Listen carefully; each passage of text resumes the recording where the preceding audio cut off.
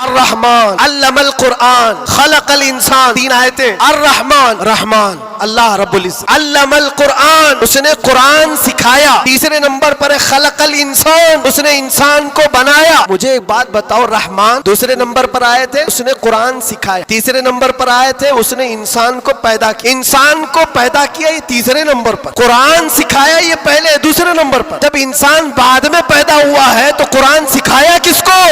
अर्रहमान अल्लमल कुरान, वो रहमान है जिसने कुरान सिखाया फिर इंसान बनाया। मुफस्सिरीन फरमाते हैं ये जो इंसान पैदा किया इससे मुराद आदम अलैहिस्सलाम है, और कुरान सिखाया इससे मुराद मोहम्मद रसूलुल्लाह, उस रसूल पाक की उम्मत हो जिसने पूरी कायनात को इल्म का इनकलाब दिया है। इल्म का इनकलाब। जब हुजूर पाक सल्लल्लाहु अलैहि वसल्लम मदीने तैयबा तशरीफ लाए थे, 6 लोगों को सिर्फ लिखना आता था, कलम पकड़ना कितने लोगों को आता था? 6 लोग। 10 साल का अरसा गुजरा हुजूर पाक सल्लल्लाहु अलैहि वसल्लम की वफात के वक्त 80,000 लोगों के हाथों में कलम था। यह इनकलाब जिंदगी भर का कोई टीचर भी नहीं करता। और रसूल पाक सल्लल्लाहु तआला अलैहि वसल्लम ने इल्म का अजीम इनकलाब पैदा किया था। और उस रसूल की उम्मत अगर जाहिल हो कैसे ज़ेब देता। इसीलिए मैंने देखा है बहुत सारी जगहों पर बड़ी बड़ी तहरीकें चलती, लेकिन रसूल पाक सल्लल्लाहु तआला अलैहि वसल्लम का सच्चा जानशीन, उनकी आल व औलाद का ये सच्चा जानशीन मारारा मुतहरा का और खानवादे बरकात का चश्मो चिराग ऐलान करता है आधी रोटी खाएंगे और बच्चों को। ये सिर्फ मारेरा का ऐलान नहीं, ये रसूल पाक का मिशन है। ये इनकलाब है जो नबी पाक सल्लल्लाहु तआला अलैहि वसल्लम का लाया हुआ। मेरे अजीजों, एक बात मुझे याद आती है, एक नौजवान का किरदार बड़ा अजीब था। मीलाद का दिन था 12 रबीउल अव्वल। मैं ट्रेन से उतर रहा था, एक नौजवान मुझसे कहने लगा, हजरत मैं चाहता हूँ कि आज हुजूर की बारगाह में कोई अच्छा तोहफा पेश करूँ। साहब झंडे कुमकुमे मिठाइयाँ सब लगा करके तो तोहफे पेश करते। उसने कहा मैं कुछ ऐसा करना चाहता हूँ हुजूर पाक सल्लल्लाहु तआला अलैहि वसल्लम को खुश हूँ। मैं उतर रहा, अचानक ज़हन में बात आई, कहा अल्लाह के नबी के अखलाक ये थे कि वो बूढ़ों की मदद करते, उनका बोझ उठाते। मक्का में हुजूर मशहूर थे इस बात पर। हम उतर रहे हैं, देखो ट्रेन से कोई बूढ़ा उतर रहा, उसका सामान उठाकर पहुंचा दो, सुन्नत है ये भी। और आज 12 रबीउल अव्वल है, तुम हुजूर की बारगाह में खिराज अकीदत पेश। ये बात कहा और मैं गुजर गया। एक बूढ़ी औरत 2 बड़े बड़े शापर लेकर आ रही, उसके पास गए और कहा कि अम्मा जी मुझे दो, मैं उठा दूं। पहले तो घबराई कि तू क्यों उठाएगा, तू कुली है क्या है, मेरा सामान क्यों नहीं दूंगी, नहीं दे रही थी। और क्यों दे अजनबी को? इसने इसरार किया, अम्मा जी दे दो उठा लूंगा। कहा इतना क्यों कह रहा है बेटा, तू सामान लेके भागना है, क्या करना है? उसने साफ साफ समझा, अम्मा जी बात यह है आज 12 रबीउल अव्वल की तारीख है, हमारे प्रॉफेट मोहम्मद सल्लल्लाहु अलैहि वसल्लम का जन्मदिन है, और उनकी आदत थी कि वो बूढ़े लोगों का बोझ अपने हाथ उठाते थे। मैं चाहता हूँ कि उनका अमल दोहराऊं, उनके अखलाक पर अमल करूं और मैं उनकी रूह को खुश करूं। बूढ़ी के दिल में बात आ, ले बेटा, तू तेरे नबी की बात कर रहा है, तुम्हारा कोई त्योहार का दिन है, ये करना है तो करो। वो शॉप पर लेकर के गया, उसको जहां तक पहुंचाना था पहुंचाया। ये बात आई गई गुजर गई। हम भी तो सोचते हैं कि छोटी सी बात। 6 महीने गुजर जाने के बाद उस नौजवान ने मुझसे कहा कि हज़रत वो बूढ़ी औरत जिसका मैं सामान उठाया वो अभी राब्ते में, कांटेक्ट में अभी आई और कह रही है कि बेटा 6 महीने गुजर गए, अब तक मैं तेरे नबी का बायोडाटा ही पढ़ रही हूँ, अब तक मैं उनके अखलाक ही पढ़ रही हूँ। क्यों? कहा तेरे उस अमल ने मुझे इतना मुतासिर किया, इस जमाने का कोई जवान, अरे मेरे बेटे मेरे पोते नहीं आए मुझे लेने, किसी और का बेटा मेरा सामान उठा रहा है, इसके अंदर इतना असर कहां से आया? और जब तूने बताया तेरे नबी के अमल है, मैंने सोचा कि उस नबी को क्यों ना पढ़ूं। पढ़ते पढ़ते मैं इस मकाम पर पहुंच गई। बताओ तेरा नबी कहाँ है, मैं भी जाऊं गुलामी में शामिल हो जाऊं। अगर तुम जाहिल रहोगे, बेनूर रहोगे, जाहिल आदमी हलाल और हराम में तमीज नहीं कर सकता, जाहिल को कुफ्र और ईमान पता नहीं, जाहिल कब गुमराह होगा उसे खुद पता नहीं चलता।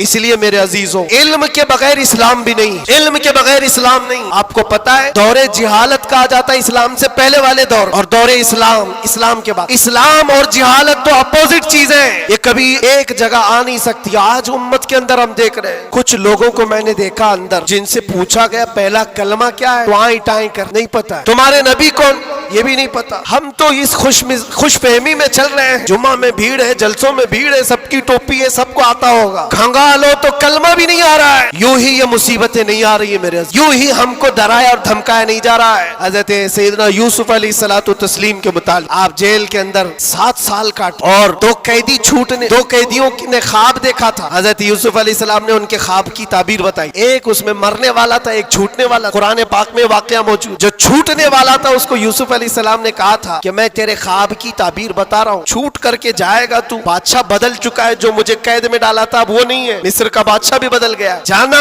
और बादशाह से मेरी दरखास्त रखना कि मैं बेकसूर कई सालों से अंदर कैद में हूँ। ये कैदी अपने ख्वाब की ताबीर के मुताबिक, उसने ख्वाब देखा था, उसकी ताबीर के मुताबिक छूट गया। और जेल से छूटने वाला सब भूल भी जाता है, पलट के दरवाजा भी नहीं देखता, कौन है क्या है सब भूल जाता है। और वो भी गया बेचारा, सब भूल गया। और बादशाह के सिपाहियों में, मुसाहिबीन में, खास लोगों में शामिल हो गया। लेकिन उसको वो बात याद नहीं आई यूसुफ अलैहिस्सलाम ने क्या कहा था। यूसुफ अलैहिस्सलाम की जो दरखास्त थी बादशाह के पास, वो भूल गया।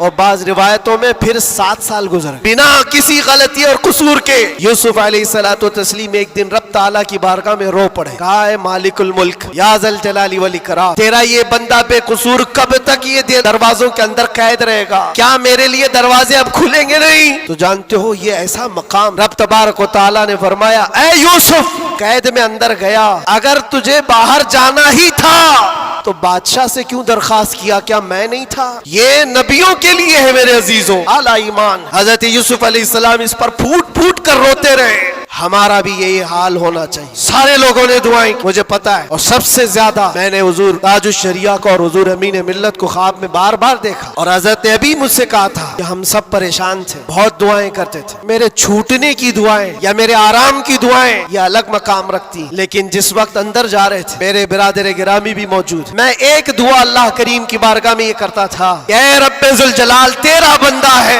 तेरे नबी की बात कर कर अंदर आया, इतनी लाज रखना। और रब तबारक व तआला ने कि मेरे बाहर जाने के लिए कभी किसी कुत्ते की मदद लेने की नौबत ना आए। हुजूर पाक सल्लल्लाहु अलैहि वसल्लम के लिए मैंने सर्च किया, हुजूर की उम्र कितनी थी, हुजूर के असवाज कितने थे, हुजूर की औलाद कितनी थी, हुजूर पाक ने मक्के में कितने दिन गुजारे, मदीने में कितने गुजारे, कितने गज़वात में हुजूर शरीक हुए, सब मैंने सर्च किया है, मुझे जवाब मिला है। उस पर पूरा यकीन करने से पहले किसी आलिम अहले सुन्नत के पास आ जाओ और क्रॉस वेरिफिकेशन करना, बस इतना ही जिम्मेदारी। क्योंकि मौलाना लोग भी तो जान छुड़ाते हैं, भाई टाइम नहीं हमारे पास, कितना पढ़ाएंगे तुम, सुबह भी दोपहर में भी, तुम्हारे अपने अलग टाइम है, उनके अलग टाइम। तो उनसे कहो हम आपके पास घंटा भर पढ़ने के लिए नहीं आ रहे हैं, सिर्फ इतना बता दो ये जो मैंने सर्च किया है ये सही है कि नहीं। इतना तो कोई भी आलिम दीन तुम्हारे साथ ताउन कर सकता। आज से करेंगे इंशाल्लाह। 2025 तुम्हारा पूरा सीरत मुस्तफा पढ़ने में गुजरना चाहिए, गुजरेगा इंशाल्लाह। इस बात को आज तय करके उठो कि मैं मेरे नबी का गुलाम हूँ, तो मैं पहले ये पढ़ूंगा कि मेरे नबी कब पैदा हुए, उस वक्त हालात क्या थे, हुजूर पाक सल्लल्लाहु अलैहि वसल्लम का बचपन कहाँ गुजरा, हुजूर पाक ने पहली शादी कहाँ फरमाई, हुजूर पाक सल्लल्लाहु अलैहि वसल्लम की औलाद कितनी हुई, नबी पाक सल्लल्लाहु अलैहि वसल्लम के सहाबा में जलीलुल कद्र कौन है, हुजूर मक्का में कितने दिन गुजारे, मदीने में कितने गुजारे, कौन सी जंगों में शरीक हुए, कौन सी जिहाद में, कौन सी जंग में हुजूर पाक के दंदाने मुबारक शहीद हुए, कौन कौन सी मुसीबतें हुजूर ने उठाई और क्या क्या दुआएं उम्मत के लिए, ये सब तुम्हारे हिस्से में आना चाहिए। कि मोहम्मद से वफा तूने तो हम तेरे हैं, ये जहां चीज है क्या लौहो कलम तेरे हैं, शर्त यह है कि तुम हुजूर पाक की गुलामी में आओ। मोहब्बत मुस्तफा सिर्फ जुबानी नहीं अमल से आओगे, और उसके बाद फिर देखना हालात आएंगे और टकरा कर चले जाए। थोड़ी देर की बात है, फिर मैं बात करूंगा तो शेर की तरफ आ जाओ इंशाअल्लाह अज़ीज। हमारा वक्त तो है ही और आएगा भी इंशाअल्लाह अज़ीज, हर चीज अच्छी होगी क्योंकि अल्लाह का वादा है वलल आखिरतु खैरुल लक मिनल ऊला। अल्लाह ने कुरान में फरमाया, लोगों को ऐसा लग रहा था कि ये मैंने शेर में चैलेंज किया, दावा किया, ये रब का ऐलान है। अल्लाह ने अपने नबी से कहा है, ऐ रसूल आपका हर आने वाला साल, हर आने वाला वक्त पहले से ज्यादा बेहतर होगा, आने वाला वक्त पहले से ज्यादा बेहतर होगा। फिर इंशाअल्लाह हम अल्लाह के इस फरमान पर क्यों नहीं कह सकते, हमारा दौर आएगा, है और आएगा इंशाअल्लाह। अल्लाह करीम हम सबको कहने सुनने से ज्यादा अमल की तौफीक अता फरमाए। फख्र है इस बात पर कैदी बना उस नाम पर, फख्र है इस बात पर कैदी बना उस नाम पर, ये तो है सुन्नत बिलाली बन गई किस्मत मेरी, इसलिए करता है ऐलान झूम कर सलमान लब्बैक या रसूल अल्लाह। ये खुलासा है और पूरी दास्तान इसमें, इसलिए करता है ऐलान झूम कर सलमान। अब जेल थी न कैद थी, बढ़नी थी बस इज्जत मेरी, लब्बैक या रसूल अल्लाह। मिंबरे नूर पर जलवाबार गुले गुलजारे बरकातियत आबरूए खानवादे बरकात, हम सुन्नियों की शान और समरे अहले सुन्नत व जमाअत हुजूर सय्यदी व मुर्शिदी ताजुल मशाइख अमीन मिल्लत अदामल्लाहु इक़बालुहु, और मेरे असातिज़े किराम, खुसूसियत के साथ फ़ख्रुल अमासिल हज़रत मुफ्ती ज़ुबैर अहमद साहब क़िबला, मुरब्बी व मोहसिन शफ़ीक़ उस्ताद हज़रत अल्लामा अब्दुर्रब मिसबाही साहब, असातीन मिल्लत उलमाए इस्लाम, हाज़रीन अहले सुन्नत व जमात, अस्सलामु अलैकुम व रहमतुल्लाहि व बरकातुहू। अल्हम्दुलिल्लाहि व कफ़ा व सलामुन अला हबीबिहिल मुस्तफ़ा, अम्मा बअद, फ़अऊज़ु बिल्लाहि मिनश शैतानिर रजीम, बिस्मिल्लाहिर रहमानिर रहीम। क़ुल हल यस्तविल्लज़ीना यअलमून वल्लज़ीना ला यअलमून, सदक़ल्लाहु मौलानल अज़ीम। बारगाह रिसालत मुआब सल्लल्लाहु तआला अलैहि वसल्लम में एक बार दुरूद पाक का हदिया पेश करें। अल्लाहुम्मा सल्लि अला सय्यिदिना व मौलाना मुहम्मदिन मअदनिल जूदि वल करम व आलिहि व अस्हाबिहिल किराम व इब्निहिल करीम व बारिक व सल्लिम सलातन दाइमतन सरमदन अबदा। सबसे पहले मैं आप सबसे गुजारिश करूँगा कि आप जिस कैफियत में हैं, जहाँ हैं, थोड़ी देर के लिए बर्दाश्त करें, बैठ जाएं, इसलिए कि अब हर एक को यहाँ देखना मुमकिन नहीं है, और आप सब अल्लाह के इस मुक़द्दस घर में हैं, जहाँ की थोड़ी सी बेअदबी हमारे आमाल ज़ाया कर देती है। मुझे याद है आज से ठीक 1 साल पहले हम यहीं खड़े थे। 2023 का आखिरी समा गुज़र रहा था और मैं उस वक्त यहाँ आपसे बयान कर रहा था कि हम नए साल की तैयारी कर रहे हैं, इस्तकबाल कर रहे हैं, और शायद पुराना बयान निकालें तो याद भी होगा कि हमने ये कहा था कि 2024 आने वाला है और 24 हमारे लिए अच्छा होता भी नहीं है।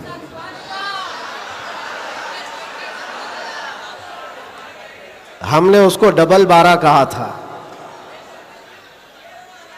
बहरहाल जैसे तैसे 24 तो गुजर गया, लेकिन आला हज़रत का 25 आने वाला है। अब तो दौर हमारा होगा इंशाअल्लाह। 24 के बाद ही 25 आता है। 24 जब गुजर जाए तो फिर आला हज़रत का 25 आता है। मेरे अजीज़ों, आज का ये दिन फिर हम नए साल के इस्तकबाल के लिए खड़े हैं।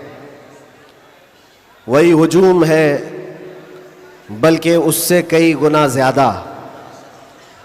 जिन लोगों को ये लगता है कि इस धार को उंगली दबा करके रोक दिया जाए तो ये मुमकिन नहीं है। कुछ बात तो है कि मिटती नहीं हस्ती हमारी, कुछ बात तो है कि मिटती नहीं हस्ती हमारी। सदियों रहा है दुश्मन दौरे जमा हमारा, और ये इकबाल ने हमको बेखौफ किया है, बुज़दिली नहीं सिखाई। और ख़ास तौर पर उलमा इस्लाम और तलबा इस्लाम यहाँ मौजूद हैं। ये कोई नई बात नहीं है जो कुछ हम आज देख रहे हैं, ये हमारी परंपरा चली है और दस्तूर ऐसा ही चला है। बातिल से डरने वाले आसमां नहीं है हम, 100 बार कर चुका है तू इम्तिहान हमारा, और तौहीद की अमानत सीनों में है हमारे। आसान नहीं मिटाना नामो निशां हमारा, आसान नहीं मिटाना नामो निशां हमारा।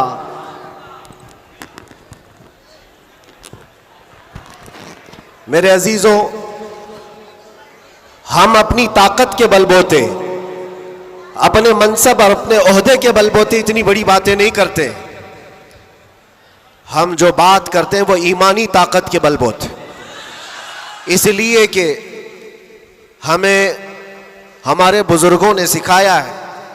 आपकी नॉलेज के लिए मेरे असातिज़ा के बारगाह में मैं ये अर्ज़ करूँगा एक लंबे गैप के बाद तकरीबन 10 महीने हो गए, मैं जलसे जुलूस नहीं किया। 8 महीने तो अंदर था और 10 महीने के बाद मैं परसों पहला जलसा किया और स्टेज का पहला जलसा किया और वो भी गुजरात में किया।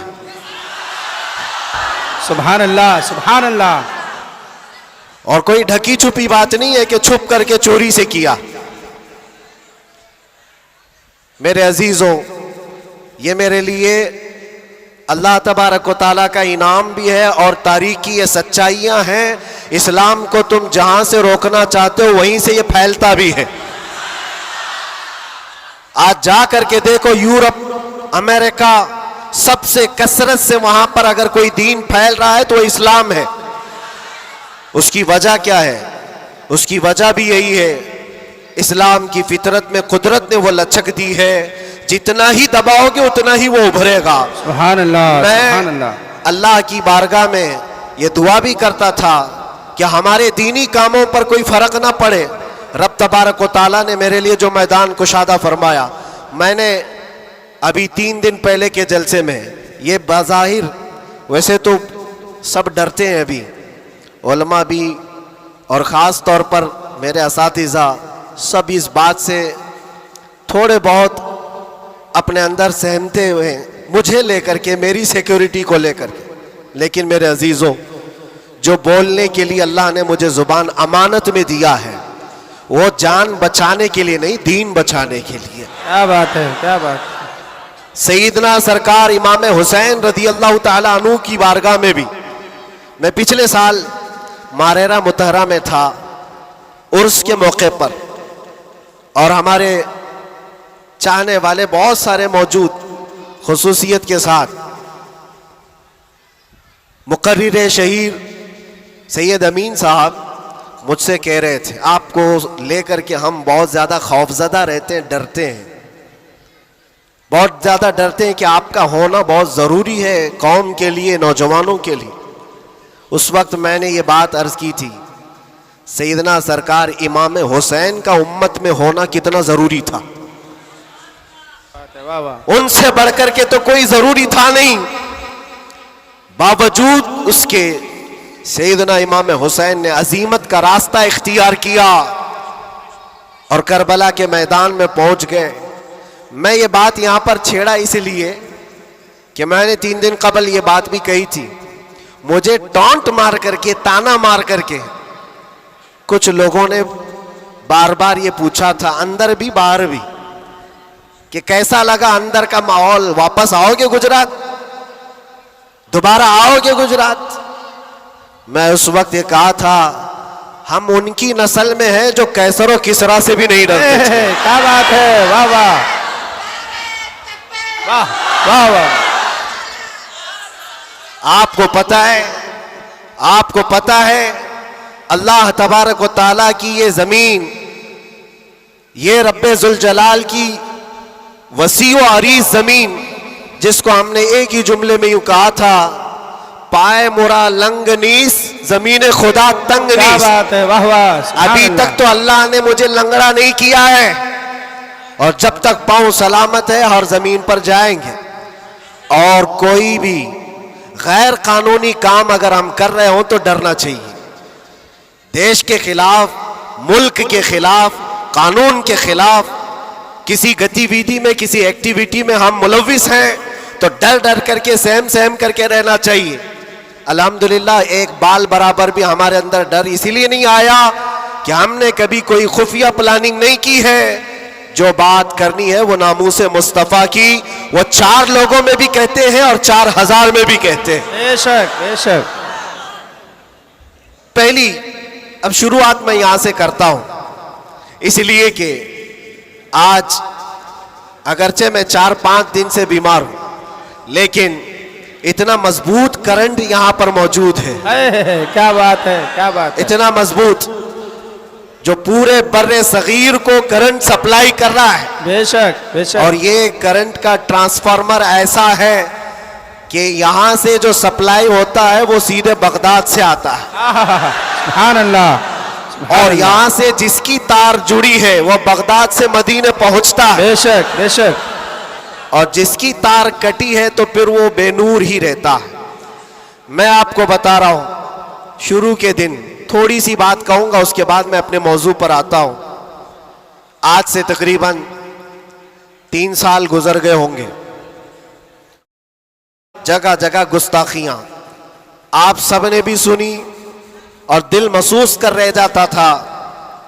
हालात बड़े पेचीदा होते चले जा रहे थे। उस वक्त एक पाखंडी जो बारगाह मुस्तफा में बार बार भोंकता था, जज्बात हमारे सुनकर के इतने बेकाबू हुए थे। हमने कोई मंसूबा बंद या प्लानिंग के तहत नहीं, हमारे जज्बे और वजद में ये ऐलान किया था कि बहुत हो गए इनके साथ मुनाजरे करना, डिबेट करना। आओ मैदान में उतरते हैं और देखते हैं, तुम भी आग में कूदो, हम भी आग में कूदते हैं। याद होगा ये जज्बात में, वजद में और हुजूर की मोहब्बत में कही हुई बात थी। हमने कोई प्लान नहीं किया था, कहना था कह दिया। और वो तो 40-50 लोगों के बीच में कही हुई बात थी।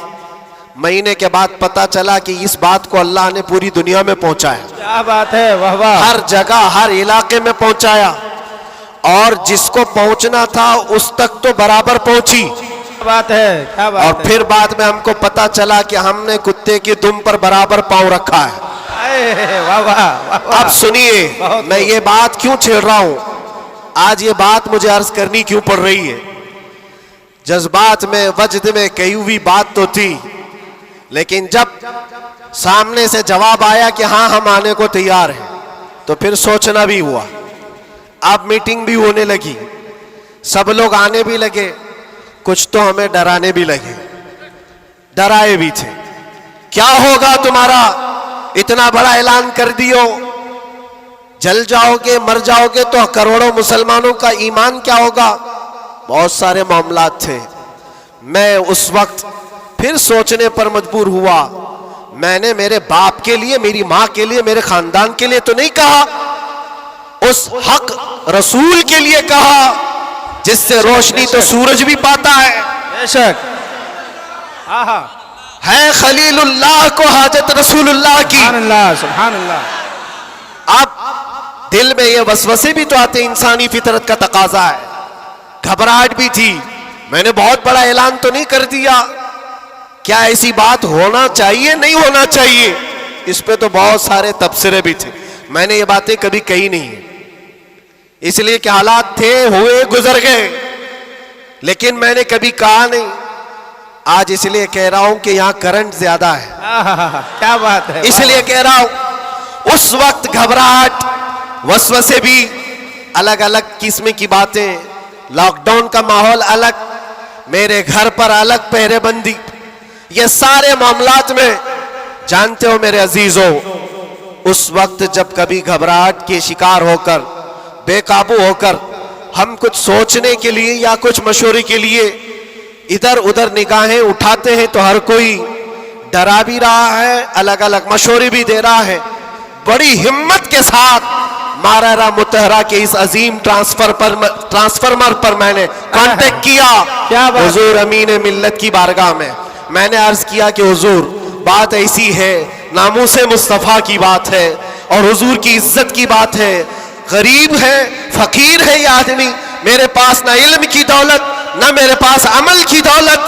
मैंने तो ऐलान कर दिया और मैं जाना चाहता हूं दिल्ली, आप क्या फरमाते हैं। बड़े बड़े पीरों की बात अलग है मेरे अजीजों, सब कंफर्ट जोन में बैठने वालों की बात नहीं करता, बड़े शाहाना कुर्सियों पर बैठ करके लोगों में अपना रौब जमाने वालों की बात नहीं करता।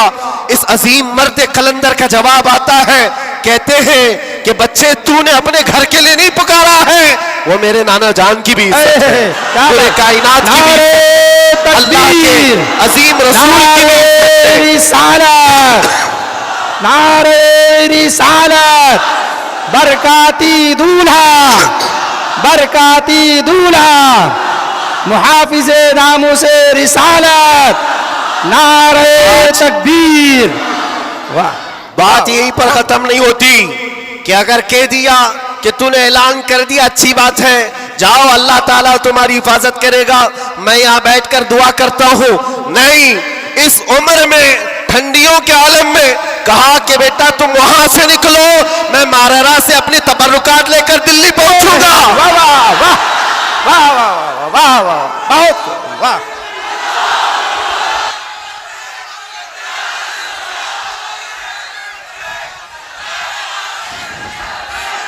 बहुत खूब, वाह वाह, सुभान अल्लाह, सुभान अल्लाह।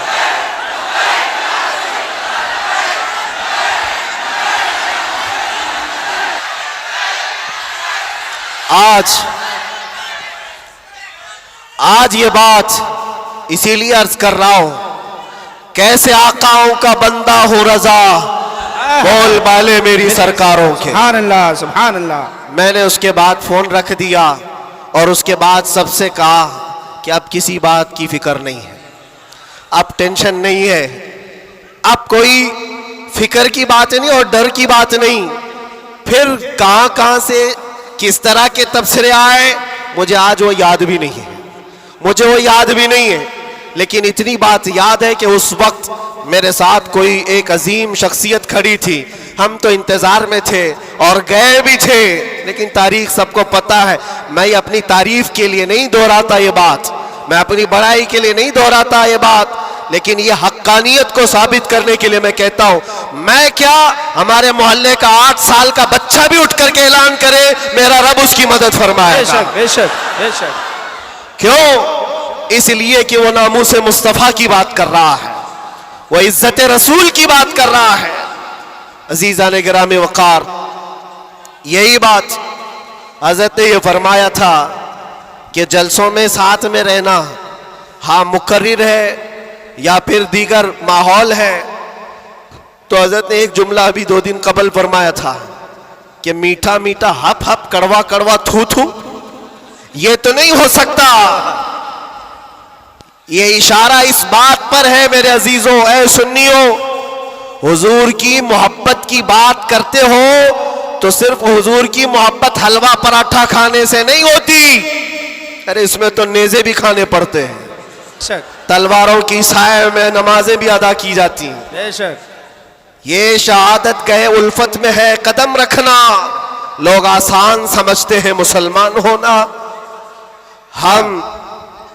मैं ये भी नहीं कहता कि मैं बहुत बड़ी तकलीफ उठा करके आया हूं, नहीं, 8 महीने गुजरे कि 8 साल गुजरे, कोई बहुत बड़ी तकलीफ उठा करके तुम्हारे पास आया, मैंने कभी इस चीज का जिक्र नहीं किया और ना ही शिकायत कभी करूंगा इस बात की, इसलिए कि तारीख की सच्चाइयां इस बात की गवाही देती हैं, वो बड़े बड़े अइम्मा इस्लाम जो रसूलुल्लाह की आल में से थे, इमाम मूसा काजिम, हम तो मेरे अजीजों गुनहगार हैं, हमारी बहुत सारी खताएं हैं, वो अहले बैत अइम्मा इस्लाम जिनके गुनाह नहीं, खताएं नहीं, बगैर किसी कसूर के जालिम बादशाहों ने 7-7 साल तक उनको अंदर कैद में रखा है। इमाम मोहम्मद बिन हसन अस्करी 20 साल तक अंदर रहे, किसको कहते हैं 20 साल, पूरी लाइफ गुजर गई। इमाम मूसा कासिम 7 साल के बाद अंदर जहर दे करके मारा गया और वहीं से जेल से जनाजा भी निकला। उनकी कुर्बानियों पर हम कहां लगते हैं? लोग ये भी जो आज समझते हैं कि बहुत बड़ा काम करके आए, कोई कहां कहां से क्या क्या लक़ब पुकारे, गाजी इस्लाम, ना मेरे अजीजों, अभी तो हम खादिम इस्लाम नहीं बन सके, गाजी इस्लाम तो बहुत बड़ी बात है। और हम इस बात को आपके सामने बार बार दोहराते इसलिए हैं कि आज सुन्नियों को हो क्या गया है, छोटी सी चीज को लेकर बहुत बड़ा समझने लग जाते हैं, बहुत बड़ा समझने लगते हैं। ये इब्तिदाए इश्क है, आगे देखो होता है क्या क्या, सितारों से आगे जहां और भी है। तुम्हारी अभी आजमाइश आई कहां, हमें अभी आजमाया कहां गया है? कुरान तो ये कहता है कि हम हसिबतुम अन तदखुलुल जन्नत वलम्मा यातिकुम मसलुल लज़ीना खलौ मिन क़ब्लिकुम मस्सतहुमुल बअसाउ वज़्ज़र्राउ वज़ुलज़िलू हत्ता यक़ूल अर्रसूलु वल्लज़ीना आमनू मअहु मता नस्रुल्लाह अला इन्न नस्रल्लाहि क़रीब।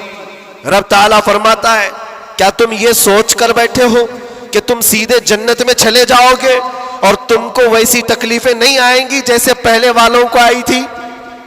और कैसी आई थी? कुरान कहता है वो जुल्जिलू, उन्हें हिला दिया गया था। यहां तक कि रसूल पाक ने और ईमान वालों ने यह कहना शुरू किया अल्लाह की मदद कब आएगी?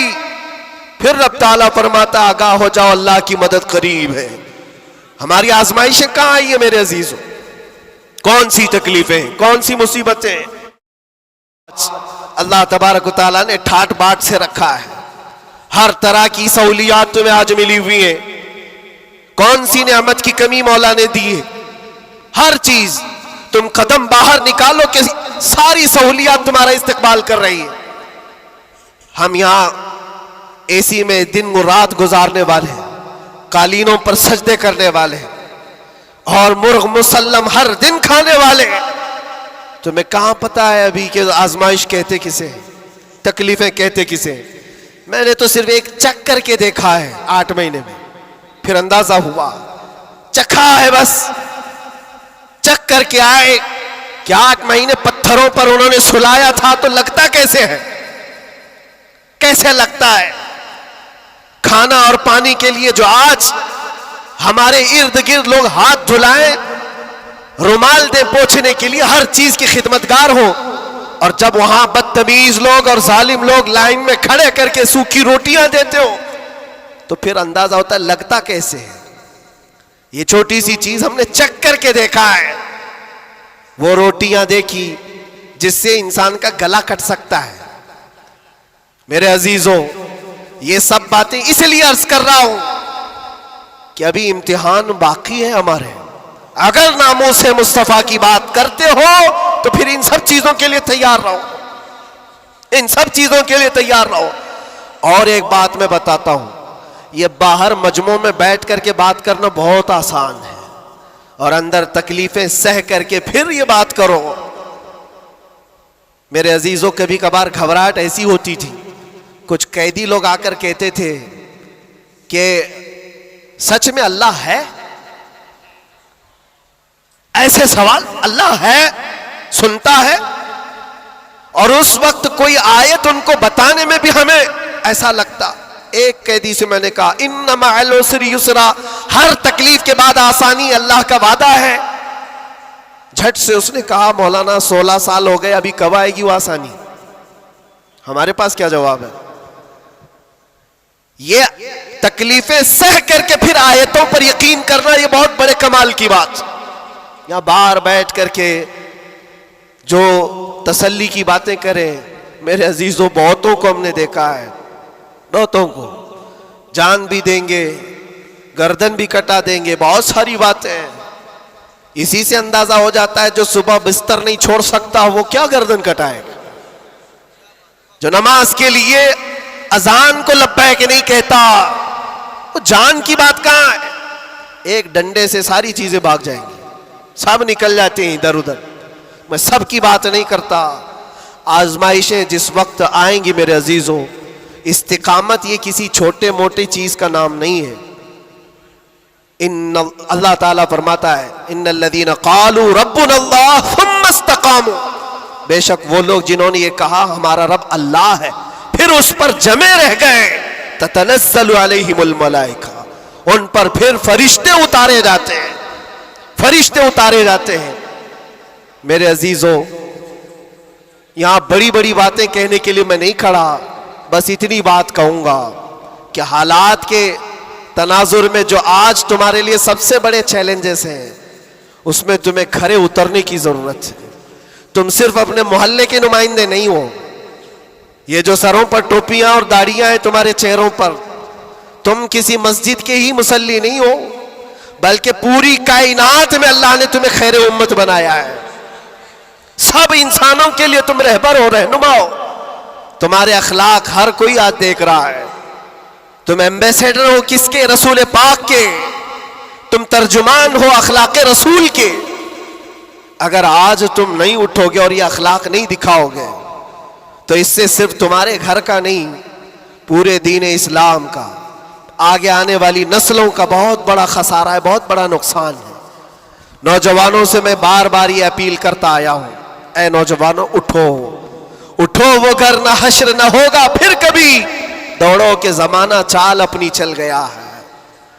और दहर में इसमें मोहम्मद से उजाला कर दो, कुव्वते इश्क से हर पस्त को बाला कर दो। आज तुम्हारे सिर्फ खड़े होने की देर है। किस चीज के लिए खड़े होने की देर है? जब जब मैं ऐसी बातें करता हूं तो हमारे जो रिश्तेदार कलम कापी लेकर बैठे उनको लगता है ये जंग के लिए बुला रहे हैं, अभी तलवार भाले नेज़े की बात कर रहे हैं। मेरे अजीजों, तुम्हारे लिए सबसे बड़ा हथियार इश्क मुस्तफ़ा है, इश्क रसूल है, मोहब्बत मुस्तफ़ा है। और जब वो किसी के अंदर आ जाता है तो फिर उसके अखलाक से वो नजर भी आता है, उसके अखलाक से वो नजर आता है। जाहिल आशिक रसूल नहीं बन सकता। आशिक रसूल इल्म की तरफ बढ़ता है।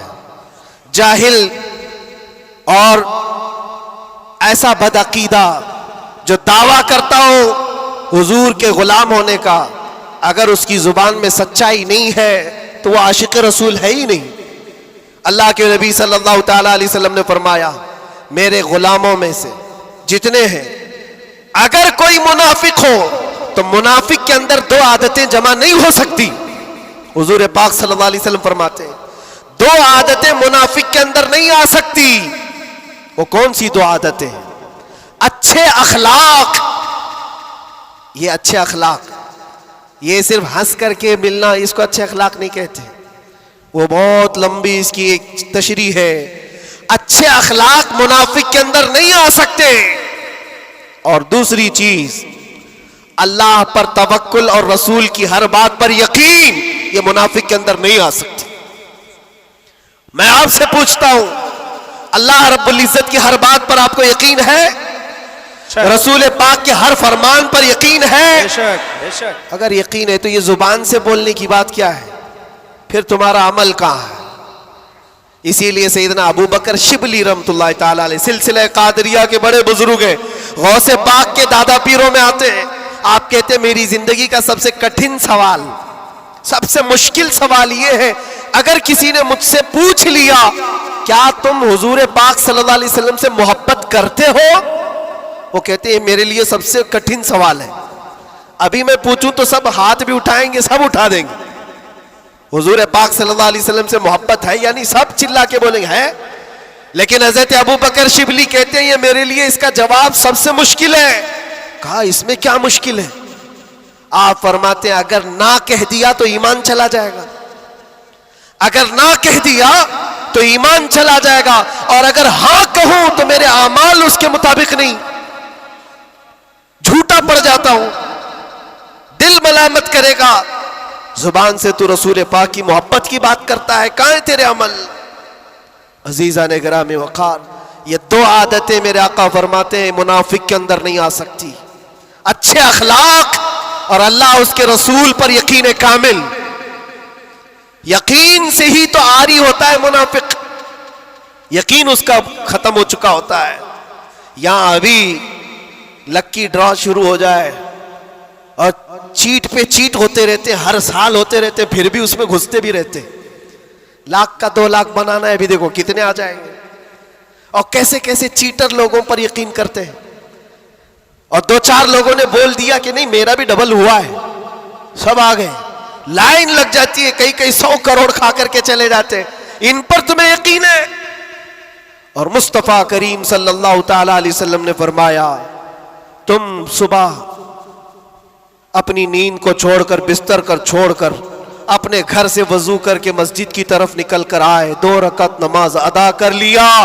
हुजूर पाक सल्लल्लाहु अलैहि वसल्लम फरमाते पूरी दुनिया की दौलत से ज्यादा कीमती है। सुभान अल्लाह, सुभान अल्लाह। यकीन है इस पर तो इन्वेस्ट करो। अगर हुजूर पाक सल्लल्लाहु अलैहि वसल्लम की हर बात पर यकीन है तो इन्वेस्ट करो इसमें। आज यही तो बात है, ये सबसे बड़ा चैलेंज है। मुनाफिकत आने लग गई है, बुज़दिली कहां से आती है? अल्लाह उसके रसूल की हर बात पर यकीन कामिल हो जाए बंदे को, तो फिर वो मुनाफिक नहीं रहता, वो ईमान वाला होता है। और फिर मुसीबतें तो आएंगी, लेकिन मुसीबतें उसका कुछ नहीं बिगाड़ सकती। हजरत अबू हुरैरा रज़ियल्लाहु ताला अन्हु की हदीस है, फरमाते हैं अगर मुझ पर पहाड़ 10 पहाड़ भी नाजिल हो जाएं, उतर जाएं, तब भी मैं खौफजदा नहीं होता, डर नहीं है मुझे। कहा क्यों? कहा कुरान की एक आयत मेरे लिए काफी है। पूछा कौन सी आयत? फरमाते अल्लाह फरमाता है कुल लन युसीबना इल्ला मा कतबल्लाहु लना हुवा मौलाना व अलल्लाहि फलयतवक्कलिल मुमिनून। फरमाते हैं अल्लाह ने अपने नबी से कहा है, ऐ महबूब आप फरमा दें सुभान अल्लाह, सुभान अल्लाह। उतनी ही आएगी जितनी अल्लाह ने लिखा है। और फिर आगे रब ताला फरमाता हुवा मौलाना, वही हमारा मददगार है, वही हमारा मददगार है। व अलल्लाहि फलयतवक्कलिल मुमिनून, और मोमिनों को चाहिए कि अल्लाह ही पर भरोसा करें। बड़े बड़े लोगों को देखा, लेकिन कैद के दौरान, जेल के दौरान कुछ छोटे छोटे लोगों ने हमें बहुत कुछ सिखाया। गुजरात के एक छोटे से गांव का रहने वाला कैदी आ गया था, मानसिक संतुलन बिगड़ा हुआ था। घर वाले भी चाहते थे अंदर ही रहे, छुड़ाना भी नहीं चाहता था कोई, उठा पटक ज्यादा करता था, जवान था और अंदर रहा। महीना गुजरने लग गया। वहां होता ऐसा निजाम ऐसा है कि हर हफ्ते घर वालों की मुलाकात आ जाती, जालियों में, इधर से हम, बाहर से रिश्तेदार। हर कैदी के कोई, कभी माँ, कभी बाप, कभी भाई बहन, मुलाकात के लिए हफ्ते में एक मरतबा टाइम मिलता है 15 मिनट का। लेकिन इस बंदे का कोई आता ही नहीं था, मिलने भी नहीं आए। महीना गुजर जाता, ये उठा पटक शुरू कर दे, लोगों को मारना। तो जेलर जो है घर को फोन लगाता उसके और कहता कि भाई तुम्हारा बेटा है, कभी तो आओ मुलाकात लो उससे, सबको परेशान कर रखा है। और इसीलिए कि कैदियों की जो हालत बिगड़ती है तो ये बहुत बड़ा डेंजर मसला होता है, उनको संभालना। बाहर आप इधर उधर हुए तो अंदर डालेंगे, अंदर ही बिगड़ा तो फिर कौन सा अंदर, वो लास्ट मंजिल है। और इसीलिए वहां जाने के बाद डर भी निकलता है लोगों का, इसके बाद कहां जाना है, अब सीधे जन्नत है। आप सुने इस बात को। उसका बाप आया और कहा कि बेटा थोड़े दिन हो गए। इसने पूछा कब छुड़ाओगे मुझे, बेल कब होगी? छोटे से केस थे। कहा इस मंडे को जो है तुम्हारी बेल रख दूंगा, छूट जाओगे, इस मंडे को निकल जाओगे। वो आया, सब बैठे हुए थे, खुशी से ऐलान करता मंडे को मैं चला जाऊंगा, मंडे को छूट जाऊंगा। मंडे आया, ट्यूसडे आया, वेडनेसडे आया, फिर हफ्ता 2 हफ्ते उसका बाप आया ही नहीं। महीना गुजर रहा है, फिर ये उठा पटक शुरू करे। फिर फोन करके उसके बाप को बुलाया, आओ मुलाकात लो। बाप आया, फिर पूछा कब होगा अब्बा? कहा मैं थोड़ा सा काम में बिजी था, इस मंडे तो तेरा हो जाएगा, इस मंडे को हो जाएगा। ये आता और कहता फिर बेचारा, वहां तो ऐसे ही है, सब तिनके के सहारे पे ही रहते हैं। वकील बोलता है इस डेट में होगा, हाँ ठीक है, उसके अलावा करे क्या? तो वो सबसे कहता है इस मंडे को पक्का है। वो भी गया मंडे, फिर 1 महीना गुजरा।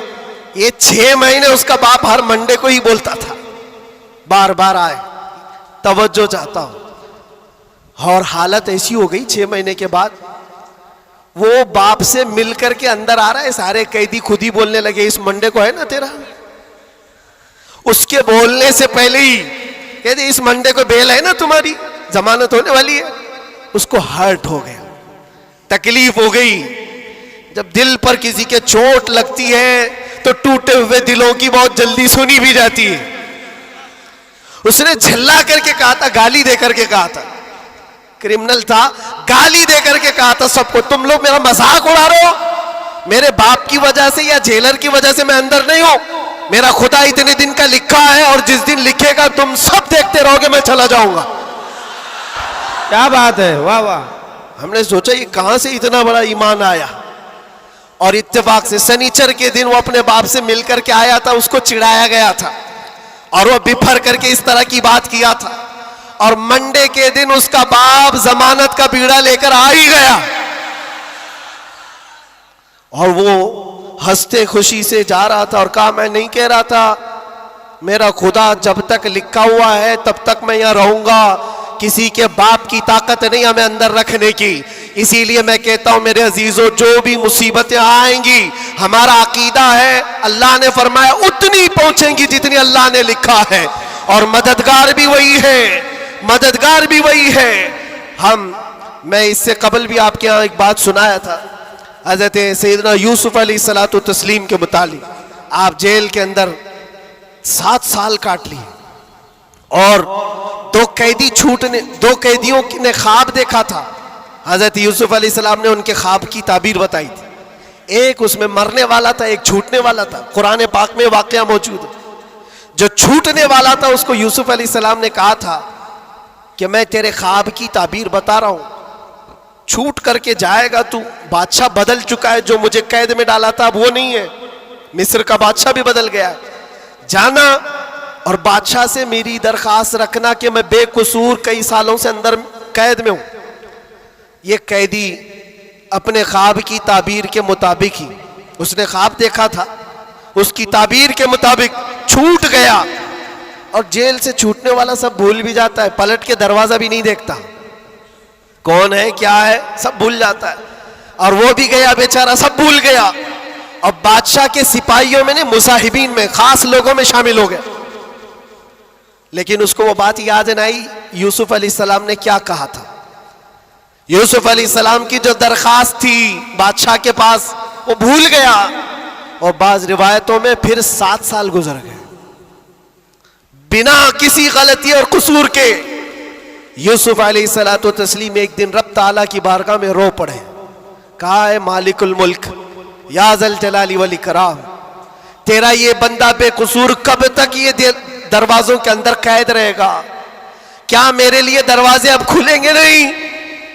तो जानते हो ये ऐसा मकाम है। रब तबारक व तआला ने फरमाया, ऐ यूसुफ, कैद में अंदर गया, अगर तुझे बाहर जाना ही था तो बादशाह से क्यों दरखास्त किया? क्या मैं नहीं था?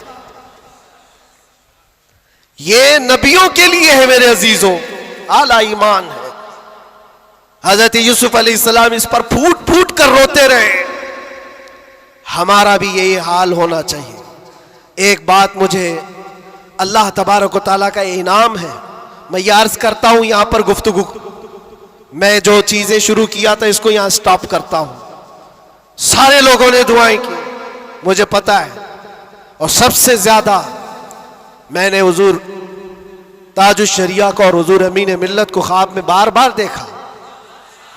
और हजरत ने अभी मुझसे कहा था कि हम सब परेशान थे, बहुत दुआएं करते थे। मेरे छूटने की दुआएं या मेरे आराम की दुआएं ये अलग मकाम रखती हैं, लेकिन जिस वक्त अंदर जा रहे थे मेरे बिरादर गिरामी भी मौजूद है, मैं एक दुआ अल्लाह करीम की बारगाह में ये करता था कि ऐ रब्बे जुल जलाल, तेरा बंदा है, तेरे नबी की बात कर कर अंदर आया, इतनी लाज रखना कि मेरे बाहर जाने के लिए कभी किसी कुत्ते की मदद लेने की नौबत ना आए। क्या बात है, वाह वाह वाह वाह। किसी जालिम की मदद लेने की नौबत ना आए। और रब तबारक व तआला ने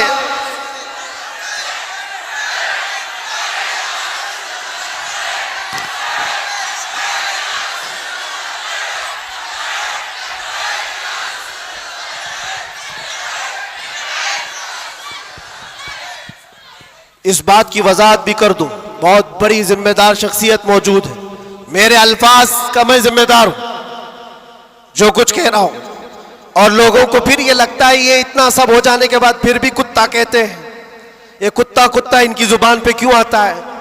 मेरे अजीजों, ये अब कोई गैर कानूनी बात नहीं। सुप्रीम कोर्ट के जज ने भी हमारा जजमेंट देने के वक्त कहा था ये कोई ऐसी बात नहीं है, हेट स्पीच नहीं है, every dog has a day, हर कुत्ते का एक दिन होता है। हमने तो थोड़ा सा कहा था, उन्होंने बहुत कहा है। तो ये जो भी मैं कहूंगा अब सुप्रीम कोर्ट के एतबार से कहूंगा। और फिर मैं अभी तक तो कभी वो शेर को दोहराया भी नहीं, क्योंकि मैंने देखा है 5 साल के 6 साल के बच्चे सामने खड़े होकर के वही दोहरा रहे हैं। वाह वाह वाह। बल्कि मैंने तो ये भी देखा, अंदर कैदियों को जब बहुत ज्यादा तकलीफ देता था कोई, तो कहता था वही बात। वाह वाह वाह, आज वक्त है तुम्हारा। क्या बात है। हर जगह पर खाना सही नहीं मिल रहा है तो भी वो कैदी यही पुकार कर कहते थे आज वक्त है, आज वक्त है। मेरे अजीजों, जितना ही तुम दबाओगे उतना ही वो उभरेगा। यह हम अपनी तारीफ के लिए, अपने घर के लिए नहीं बोलते। हमने कभी किसी कम्युनिटी को, किसी खास धर्म को या किसी खास मजहब को निशाना बनाकर कभी नहीं बोला।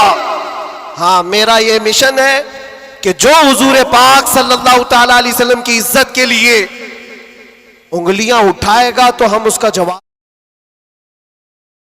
आदमी करता है तो एक का जवाब, 10 करते तो 10 का जवाब। इसका मतलब ये नहीं होता कि हम पूरी कम्युनिटी को बोल रहे हैं, पूरे मजहब को बोल रहे हैं, किसी कौम को बोल रहे हैं। ये तो फैलाई गई बात है। बहरहाल वक्त आने के बाद सब समझ में आ जाएगी।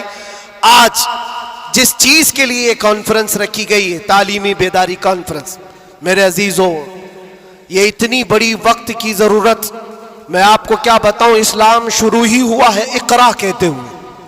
सबसे पहली आयत मेरे नबी पाक पर जो उतरी वो क्या है? मुसलमानों, इतनी तो बात याद रहे, इकरा बिस्मि रब्बिकल्लज़ी खलक। कुरान की सबसे पहली आयत क्या है? बिस्मिल्लाह खानी कराई गई कि नहीं कराई गई? तो पढ़े हो ना, तो पढ़ो, इकरा बिस्मि रब्बिकल्लज़ी खलक। इकरा का मतलब होता है ऐ महबूब पढ़ो, ऐ रसूल पढ़ो। देखो कुरान पाक में बहुत जगह पर अल्लाह ने कुल भी कहा, कहो, लेकिन जब सबसे पहली आयत आई तो उसमें कहा कुल नहीं, इकरा, पढ़ो अपने रब के नाम से। और एक बुजुर्ग ने बहुत अच्छी बात कही, ये उससे कहा जाता है पढ़ो। जिब्राइल अमीन आए, हुजूर पाक सल्लल्लाहु अलैहि वसल्लम से कहने लगे इकरा बिस्मि रब्बिकल्लज़ी खलक। 3 बार तो हुजूर ने नहीं पढ़ा था, सिर्फ वो इकरा इकरा कह रहे थे। चौथी बार जिब्राइल ने कहा इकरा बिस्मि रब्बिकल्लज़ी खलक, पढ़ो अपने उस रब के नाम से जिसने पैदा किया। नबी पाक ने पढ़ा, और इकरा उसको कहा जाता है जो पहले से पढ़ा हुआ हो। और नए आदमी को पढ़ाने के लिए कहेंगे कहो जैसे मैं कह रहा हूं, जैसे मैं कह रहा हूं ऐसे कहो। और भी एक बात, जो हुजूर पाक सल्लल्लाहु ताला अलैहि वसल्लम के मुतालिक बहुत सारी बातें मुस्तशरिकीन ने जो फैलाई, वो उम्मी थे। उम्मी का माना कुछ ना हंजार लोग अनपढ़ करते हैं कि इनके रसूल अनपढ़ थे। अनपढ़ नहीं, उम्मी कहते हैं जो किसी से नहीं पढ़ा हुआ हो। बेशक, उसका उस्ताद नहीं, लेकिन वो सबका उस्ताद है। सुभान अल्लाह, सुभान अल्लाह। अब एक बात तो मुझे बताओ, कुरान कहता है अर्रहमान अल्लमल कुरान खलकल इंसान, 3 आयतें। अर्रहमान, रहमान अल्लाह रब्बुल इज्जत, अल्लमल कुरान, उसने कुरान सिखाया। तीसरे नंबर पर है खलकल इंसान, उसने इंसान को बनाया। मुझे एक बात बताओ, रहमान दूसरे नंबर पर आए थे, उसने कुरान सिखाया। तीसरे नंबर पर आए थे, उसने इंसान को पैदा किया। इंसान को पैदा किया, ये तीसरे नंबर पर। कुरान सिखाया, ये पहले दूसरे नंबर पर। जब इंसान बाद में पैदा हुआ है तो कुरान सिखाया किसको? क्या बात है, वाह वाह। अर्रहमान अल्लमल कुरान, वो रहमान है जिसने कुरान सिखाया, फिर इंसान बनाया। मुफस्सिरीन फरमाते हैं ये जो इंसान पैदा किया इससे मुराद आदम अलैहिस्सलाम है, और कुरान सिखाया इससे मुराद मोहम्मद रसूलुल्लाह। सुभान अल्लाह। और अब तबारक व तआला ने अपने नबी को उस वक्त इल्म दिया है जब अभी आदम को पैदा भी नहीं किया। मुअल्लिम कायनात की उम्मत हो मेरे अजीज हो, मुअल्लिम कायनात की तुम उम्मत हो, और जाहिल रहना तुम्हें ज़ेब देता है? उस रसूल पाक की उम्मत हो जिसने पूरी कायनात को इल्म का इनकलाब दिया है। इल्म का इनकलाब। जब हुजूर पाक सल्लल्लाहु अलैहि वसल्लम मदीने तैयबा तशरीफ लाए थे, 6 लोगों को सिर्फ लिखना आता था, कलम पकड़ना कितने लोगों को आता था? 6 लोग। 10 साल का अरसा गुजरा। हुजूर पाक सल्लल्लाहु अलैहि वसल्लम की वफात के वक्त 1000 लोगों के हाथों में कलम था। सुभान अल्लाह, सुभान अल्लाह। यह इनकलाब जिंदगी भर का कोई टीचर भी नहीं करता। वो रसूल पाक सल्लल्लाहु ताला अलैहि वसल्लम ने इल्म का अजीम इनकलाब पैदा किया था। और उस रसूल की उम्मत अगर जाहिल हो तो कैसे ज़ेब देता है।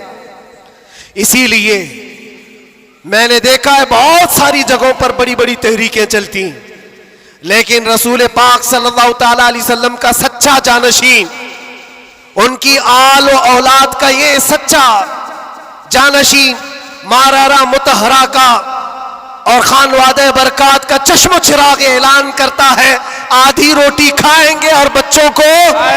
सुभान अल्लाह। ये सिर्फ मारेरा का ऐलान नहीं है, रसूल पाक का मिशन है। यह इनकलाब है जो नबी पाक सल्लल्लाहु ताला अलैहि वसल्लम का लाया हुआ। अगर तुम जाहिल रहोगे, बेनूर रहोगे, जाहिल आदमी हलाल और हराम में तमीज नहीं कर सकता। जाहिल को कुफ्र और ईमान पता नहीं है। जाहिल कब गुमराह होगा उसे खुद पता नहीं चलता। इसलिए मेरे अजीजों, इल्म के बगैर इस्लाम भी नहीं है। इल्म के बगैर इस्लाम नहीं। आपको पता है दौरे जिहालत कहा जाता है इस्लाम से पहले वाले दौर को, और दौरे इस्लाम, इस्लाम के बाद। इस्लाम और जिहालत तो अपोजिट चीजें हैं। ये कभी एक जगह आ नहीं सकती। आज उम्मत के अंदर हम देख रहे हैं कुछ लोगों को मैंने देखा अंदर, जिनसे पूछा गया पहला कलमा क्या है तो आए टाएं कर रहे हैं, नहीं पता है। तुम्हारे नबी कौन, ये भी नहीं पता। हम तो इस खुशफहमी में चल रहे हैं, जुम्मा में भीड़ है, जलसों में भीड़ है, सबकी टोपी है, सबको आता होगा। खंगालो तो कलमा भी नहीं आ रहा है।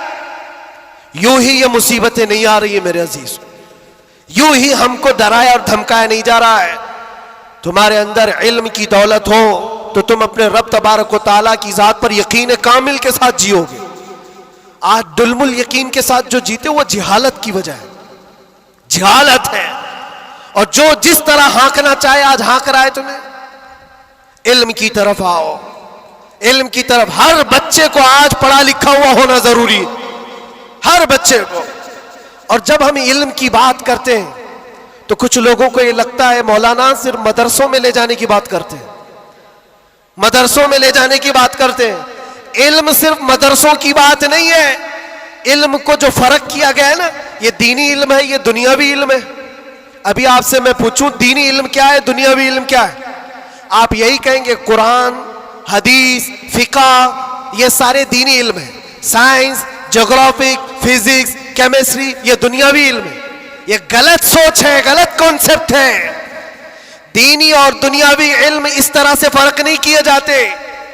अगर आप कुरान का इल्म, हदीस का इल्म, फिका का इल्म पैसा कमाने के लिए हासिल कर रहे हैं तो ये दुनियावी इल्म है, वो दीनी इल्म नहीं। मदरसों में भी वो दीनी इल्म नहीं। और साइंस पढ़ते हो, ज्योग्राफी पढ़ते हो, केमिस्ट्री पढ़ते हो अल्लाह को पहचानने के लिए, तो ये दीनी इल्म है, ये दीनी इल्म है। तुम्हारी सोच से ही दीनी और दुनियावी का फर्क होता है, ना कि डिपार्टमेंट और शोबे से फर्क होता है। इसलिए जो बच्चे कॉलेज में, यूनिवर्सिटीज में, वो अपना कंटिन्यू करें, बढ़े आगे। तुम जिस फील्ड में जाना चाहते हो, मेडिकल में, इंजीनियरिंग में, लॉ में, जिस चीज में भी जाना चाहते हो, नीयत सिर्फ ये हो जो कुरान ने फरमाया, इक़रा बिस्मि रब्बिकल्लज़ी खलक़, पढ़ो वही जो तुम्हारे रब के नाम से। सुभान अल्लाह। वो इल्म जो अल्लाह से दूर करता है, वो बड़ा सा बड़ा आलिम होकर के भी वो गुमराह है। और वो इल्म जो अल्लाह से करीब करता है, वही इल्म नूर है, वही इल्म नूर है। इमाम गज़ाली रहमतुल्लाह ताला अलैह फरमाते, सिर्फ ये मत समझो कि मैं इल्म की बात कर रहा हूं तो इल्म आने के बाद टोपी, जुब्बा, कुप्पा, बड़ा आलिम नजर आना चाहिए, नहीं। इल्म जब किसी के पास आता है तो सबसे पहले अखलाक लाता है। सच्चा इल्म अगर किसी के अंदर आए, अखलाक लाता है, फिर वो अल्लाह ताला की जात पर यकीन लाता है।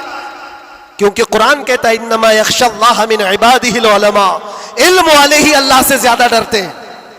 इमाम गज़ाली फरमाते हैं वो आलिम जो अपने इल्म को इसलिए इस्तेमाल करता है कि दुनिया में कुछ पैसे मिल जाएं, और सेठों के पास जाता है, मालदारों की जेब पर नजर रखता है, फरमाते वो उस मक्खी से ज्यादा गलीज है जो पखाने पे बैठती है। बल्कि वो कहते हैं वो औरत जो अपना जिस्म बेचती है उससे भी ज्यादा ये गलीज है, क्योंकि वो जिस्म बेचती है और ये ईमान बेचता है। इल्म, जो सच्चा इल्म आता है, वो अखलाक और तवक्कुल ले आता है। इसलिए आपसे मैं ये कहना चाहता हूं कि इल्म का मतलब सिर्फ दौड़ भाग ये नहीं है।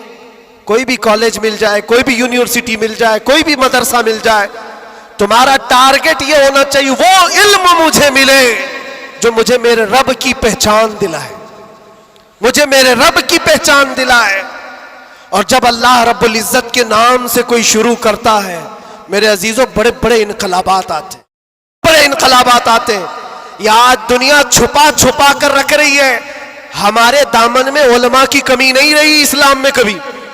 ये तो जाहिल आज हुई हमारी कौम, वरना दुनिया को क्या नहीं दिया है उलमा इस्लाम ने। आपको पता है ये सब जो उठाए हुए कैमरे हैं ये किसकी देन है? सबसे पहले इब्नुल हैसम ने ये कैमरे की इजाद की थी और उसकी थ्योरी भी बनाई थी अपनी आंखों के लेंस से। दुनिया को उड़ने का तरीका देने वाला अब्बास बिन फराज सबसे पहले प्लेन बनने से भी पहले उड़ करके एक मीनारे से पैराशूट का तस्वुर देने वाला, एक्सरे का तस्वुर देने वाला आलिम इस्लाम है। खवारज़मी ने घड़ी का तस्वुर दिया है। अलजिब्रा इस्लामी उलमा ने तुम्हारे सामने रखा है। आज जो ये हिंद से लिखे जाते हैं 1 2 3, ये आदात कहां से आए? इस्लामी उलमा ने इसको ईजाद की। इजादात की एक लंबी फेहरिस्त है। आज भी कैलिफोर्निया यूनिवर्सिटी के अंदर, अमेरिका के अंदर तिब में, मेडिकल में और बच्चों की सर्जरी पर जो लिखी गई सबसे पहली किताब अबू अली सीना की है। अल कानून आज भी रखी हुई है। पूरी दुनिया को सर्जरी सिखाने वाले, पूरी दुनिया को मेडिकल लाइन में लाने वाले इस्लामी उलमा है। बच्चों के अमराज पर सबसे पहली लिखी जाने वाली किताब उलमा इस्लाम की है। कौन सा मैदान है जिसमें मेरे नबी के गुलामों ने बाजी नहीं मारी है? सब जगह है। बस बात आकर के यहां रुकती है जिसको इकबाल ने क्या सच्चे अल्फाज में कहा है, उनके जो हम गुलाम थे खल्क के पेशवा रहे। सुभान अल्लाह। खुलासा यही है, उनके जो हम गुलाम थे खल्क के पेशवा रहे, उनसे फिरे जहां फिरा फिराई कमी वकार ने। ये डोर जो कटी है तुम्हारी या धीमी हुई है, यहां से इज्जतों में कमी आई। पढ़ना लिखना तुमने बंद कर दिया, ना इधर के ना उधर के। मेरे अजीजों, न मदरसों का इल्म रह गया, ना स्कूल कॉलेज का इल्म रह गया। ये तो इस्लाम का तकाजा नहीं है, इस्लाम नहीं चाहता है। इसलिए आज की इस कॉन्फ्रेंस के जरिए से, ये तालीमी बेदारी कॉन्फ्रेंस है, मैं अवेयरनेस लाना चाहता हूं। और अब अगर कोई यहां बैठा हुआ ये अहद करके उठता है कि मुझे इल्म हासिल करना है, हमारी ये कॉन्फ्रेंस वसूल होगी। दिल में सोचते हो हासिल करना है, और इल्म की कोई उम्र नहीं होती। ये मत सोचना मेरी शादी हो गई, बच्चे हो गए, अब क्या पढ़ूंगा। अरे बूढ़े हो जाओ, दाढ़ी सफेद हो जाओ, तब भी तुम्हारे इल्म हासिल करने की उम्र नहीं जाएगी। सैयदना उमर इब्ने खत्ताब जलीलुल कद्र साहबी हैं, कहते मुझे सूरे बकरा पढ़ने में 12 साल लग गए। तुम चाहते हो जुम्मा 8 दिन के अंदर कुरान भी खत्म हो जाना चाहिए। हाँ, इसमें मिटा दो अपनी हस्ती को अगर कुछ मर्तबा चाहो कि दाना खाक में मिलकर गुले गुलजार बनता है। शेख सादी रहमतुल्लाह अलैह फरमाते 60 साल के बाद तो मैंने इल्म देखा है। और ये शर्म हया की बात नहीं, इल्म हासिल करना हो। अच्छा, पहले के बूढ़े लोग अगर कहते हैं हमारे जमाने में हालात बुरे थे, कोई आया ही नहीं सिखाने के लिए, हमारे पास स्कूल नहीं थे, मदरसे नहीं थे, पहले वाले कहते तो हो सकता है उनका ये उज़्र है। तुम्हारे पास अब कोई उज़्र ही नहीं रह गया। क़यामत के दिन रब तबारक व तआला अगर तुम्हारी पकड़ करे कि इल्म हासिल करना फर्ज था, तूने सीखा क्यों नहीं, ये नहीं कह सकते कि मौला मेरे पास कोई जरिया नहीं था। ये जो मुट्ठी में इतना बड़ा बड़ा मोबाइल उठाते हो, पूरा मदरसा भी रखता है, स्कूल भी रखता है, कॉलेज भी रखता है। कौन सी किरत नहीं है इसके अंदर, कौन सा इल्म नहीं है इसके अंदर। लेकिन नौजवानों को ये लगता है ये मोबाइल तो पबजी के लिए आया हुआ है, ये मोबाइल तो फेसबुक इंस्टा के लिए आया हुआ है, तुम्हें तो बहुत कुछ हासिल करने का जरिया ये मोबाइल पकड़ा दिया गया है। अब कयामत के दिन तुम्हारे पास उज्र नहीं होगा, उज्र नहीं होगा। तुमसे अगर सवाल हुआ कि वजू में कितने फराइज थे, नमाज में कितने फराइज थे, कुरान तजवीद के साथ पढ़ने के क्या क्या उसूल थे, तुम हाय हाय हाय हाय करते रह गए, मुझे पता ही नहीं, कोई पढ़ाया नहीं, तो पूछा जाएगा तेरे पास जरिया था, अभी जाकर सर्च करके देख लेना वजू में कितने फराइज है। मोबाइल 1 मिनट से पहले तुम्हें लाके दिखा दे, बता देगा। हाँ, ज्यादा से ज्यादा क्या होगा, कंफ्यूजन, क्या मैंने सर्च तो किया है वजू में कितने फर्ज, अब आ तो गया जवाब, लेकिन यह पता नहीं चल रहा है ये अपोजिशन का है कि हमारा है। इसके लिए तो उलमा बैठे हुए हैं। इतना पूछ सकते हो कि हज़रत मैंने रिसर्च किया है, ये सारी चीजें तो मुझे मिल गई। हुजूर पाक सल्लल्लाहु अलैहि वसल्लम के लिए मैंने सर्च किया, हुजूर की उम्र कितनी थी, हुजूर के अज़वाज कितने थे, हुजूर की औलाद कितनी थी, हुजूर पाक ने मक्के में कितने दिन गुजारे, मक्के में मदीने में कितने गुजारे, कितने गज़वात में हुजूर शरीक हुए, सब मैंने सर्च किया है, मुझे जवाब मिला है। उस पर पूरा यकीन करने से पहले किसी आलिम अहले सुन्नत के पास आ जाओ और क्रॉस वेरिफिकेशन करना, बस इतना ही जिम्मेदारी। क्योंकि मौलाना लोग भी तो जान छुड़ाते हैं, भाई टाइम नहीं हमारे पास, कितना पढ़ाएंगे तुमको, सुबह भी दोपहर में भी, तुम्हारे अपने अलग टाइम है, उनके अलग टाइम है। तो उनसे कहो हम आपके पास घंटा भर पढ़ने के लिए नहीं आ रहे, सिर्फ इतना बता दो ये जो मैंने सर्च किया है ये सही है कि नहीं। इतना तो कोई भी आलिम दीन तुम्हारे साथ ताउन कर सकता है। आज से करेंगे इंशाअल्लाह। 2025 तुम्हारा पूरा सीरत मुस्तफा पढ़ने में गुजरना चाहिए, गुजरेगा इंशाअल्लाह। इस बात को आज तय करके उठो कि मैं मेरे नबी का गुलाम हूं, तो मैं पहले ये पढ़ूंगा कि मेरे नबी कब पैदा हुए, उस वक्त हालात क्या थे, हुजूर पाक सल्लल्लाहु अलैहि वसल्लम का बचपन कहां गुजरा, हुजूर पाक ने पहली शादी कहां फरमाई, हुजूर पाक सल्लल्लाहु अलैहि वसल्लम की औलाद कितनी हुई, नबी पाक सल्लल्लाहु अलैहि वसल्लम के सहाबा में जलीलुल कद्र कौन है, हुजूर मक्का में कितने दिन गुजारे, मदीने में कितने गुजारे, कौन सी जंगों में शरीक हुए, कौन सी जिहाद में, कौन सी जंग में हुजूर पाक के दंदाने मुबारक शहीद हुए, कौन कौन सी मुसीबतें हुजूर ने उठाई और क्या क्या दुआएं उम्मत के लिए की, ये सब तुम्हारे हिस्से में आना चाहिए। मेरे अजीजों, एक बात मुझे याद आती है, एक नौजवान का किरदार बड़ा अजीब था। मीलाद का दिन था 12 रबीउल अव्वल, शायद मैंने यहाँ दोहराया हो ये बात। मैं ट्रेन से उतर रहा था, एक नौजवान मुझसे कहने लगा, हज़रत मैं चाहता हूं कि आज हुजूर की बारगाह में कोई अच्छा तोहफा पेश करूं। सब झंडे, कुमकुमे, मिठाइयां सब लगा करके तो तोहफे पेश करते। उसने कहा मैं कुछ ऐसा करना चाहता हूं हुजूर पाक सल्लल्लाहु ताला अलैहि वसल्लम को खुशी हो। मैं उतर रहा था, अचानक ज़हन में बात आई, कहा अल्लाह के नबी के अखलाक ये थे कि वो बूढ़ों की मदद करते, उनका बोझ उठाते थे। मक्का में हुजूर मशहूर थे इस बात पर। हम उतर रहे हैं, देखो ट्रेन से कोई बूढ़ा उतर रहा, उसका सामान उठाकर पहुंचा दो, सुन्नत है ये भी। और आज 12 रबीउल अव्वल है, तुम हुजूर की बारगाह में खिराज अकीदत पेश कर। ये बात कहा और मैं गुजर गया। वो जवान, एक बूढ़ी औरत 2 बड़े बड़े शापर लेकर आ रही थी, उसके पास गया और कहा कि अम्मा जी मुझे दो, मैं उठाता हूं। वो पहले तो घबराई, कहा कि तू क्यों उठाएगा, तू कुली है क्या है, मेरा सामान क्यों, नहीं दूंगी, नहीं दे रही थी। और क्यों दे अजनबी को कोई, इसने इसरार किया, अम्मा जी दे दो, उठा लूंगा। कहा इतना क्यों कह रहा है बेटा, तू सामान लेके भागना है, क्या करना है। उसने साफ साफ समझा दिया, अम्मा जी बात यह है आज 12 रबीउल अव्वल की तारीख है, हमारे प्रॉफेट मोहम्मद सल्लल्लाहु अलैहि वसल्लम का जन्मदिन है और उनकी आदत थी कि वो बूढ़े लोगों का बोझ अपने हाथ उठाते थे। मैं चाहता हूं कि उनका अमल दोहराऊं, उनके अखलाक पर अमल करूं और मैं उनकी रूह को खुश करूं। बूढ़ी के दिल में बात आ गई, कहा ले ले बेटा, तू तेरे नबी की बात कर रहा है, आज तुम्हारा कोई त्योहार का दिन है, ये करना है तो करो।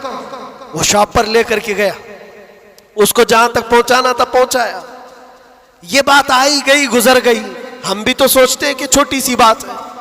6 महीने गुजर जाने के बाद, 6-7 महीने के बाद उस नौजवान ने मुझसे कहा कि हजरत वो बूढ़ी औरत जिसका मैं सामान उठाया था वो अभी राब्ते में कांटेक्ट में है, अभी आई और कह रही है कि बेटा 6 महीने गुजर गए, अब तक मैं तेरे नबी का बायोडाटा ही पढ़ रही हूं, वाह वाह वाह। अब तक मैं उनके अखलाक ही पढ़ रही हूं। कहा क्यों? कहा तेरे उस अमल ने मुझे इतना मुतासिर किया कि इस जमाने का कोई जवान, अरे मेरे बेटे मेरे पोते नहीं आए मुझे लेने, किसी और का बेटा मेरा सामान उठा रहा है, इसके अंदर इतना असर कहां से आया? और जब तूने बताया ये तेरे नबी के अमल है, मैंने सोचा कि उस नबी को क्यों ना पढ़ूं। पढ़ते पढ़ते मैं इस मकाम पर पहुंच गई। बताओ तेरा नबी कहां है, मैं भी जाऊं गुलामी में शामिल हो जाऊं। वाह वाह वाह वाह, सुभान अल्लाह। तुम्हारे अखलाक से इनकलाब आ सकता है, तुम्हारी आदत से इनकलाब आ सकता है, लेकिन जब तुम खुद सीरत नहीं पढ़ना चाहते तो दुनिया तो फिर यही ताने देगी कि आतंकवादी है, ये दहशतगर्द है, इनके मुंह पर थप्पड़ मारने का तरीका यही है। हम तुम्हारी सर्टिफिकेट के मोहताज नहीं है, हम तुम्हारे बोले जाने से कुछ भी परवाह नहीं करते। तुम्हें अपने नबी के अखलाक करके दिखाना है, करके दिखाना है, नफरत नहीं। हुजूर पाक सल्लल्लाहु ताला अलैहि वसल्लम से अगर मोहब्बत है तो उठो और इल्म को आम करो, और हुजूर की सीरत पढ़ने के बाद तुम्हारा दिल कुशादा हो जाएगा, जहन वसी हो जाएगा, सोचने की ताकत बढ़ जाएगी। इसलिए कि सुन सुन करके मानना और है, जान करके मानना और है। जब समझ जाओगे तो रोज इश्क बढ़ता चला जाएगा। आप चाहते हो मेरे नबी पाक की मोहब्बत और आए, चाहते हो हुजूर का इश्क और बढ़े, सिर्फ और सिर्फ यह है कि हुजूर को पढ़ना शुरू करो, सीरत पढ़ो और इतना गुम हो जाओ, इतना गुम हो जाओ कि फिर तुम मुस्कुरा भी दो या चलने फिरने लगो तो दुनिया पुकार कर कहेगी इसके अंदर से मदीने की खुशबू आती। क्यों? पढ़ने वाला उसी में मलबूस हो जाता है। 3 घंटे फिल्म देख करके यहां नाटक करने लगता है आदमी। क्यों? इसलिए कि इंसान की फितरत ऐसी है, जो देखता है वो कैच करता है और उसी तरह करने की कोशिश करता है। और जब बार बार हुजूर की सीरत पढ़ोगे दुनिया में बात वैसी ही करोगे जैसे मेरे नबी करते थे। बेशक बेशक। इसलिए बस बात इतनी है, बहुत मैं वक्त ले लिया, इसलिए इतना लंबा खींच रहा था कि 2025 आ जाए। वाह वाह वाह वाह, क्या बात है। आ गया अभी और अल्हम्दुलिल्लाह। और